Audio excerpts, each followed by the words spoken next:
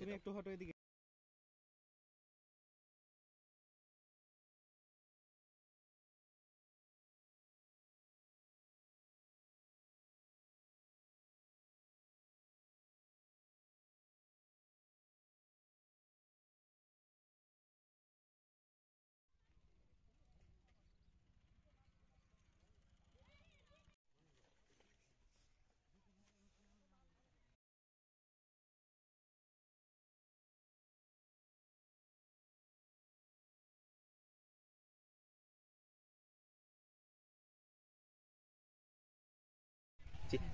কি চান আসলে আমরা চাই যে এই ফসলটা হলে তো পুরো বাংলাদেশেই যেত, রপ্তানি হইতো, বা আমাদের যেই মনে করেন যে ক্রাইসিস এখন খাদ্যের যে অভাব চলতেছে, এই অভাবগুলো তো আমরা এখান থেকে পূরণ করতে পারতাম।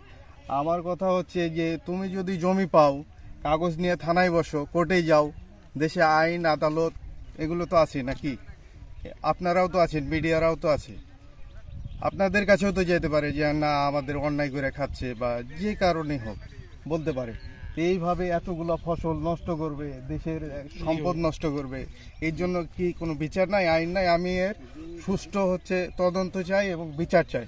যারা এগুলো করেছে এরা তো দেশের শত্রু, এরা তো পুরো দেশের শত্রু। ঠিক আছে।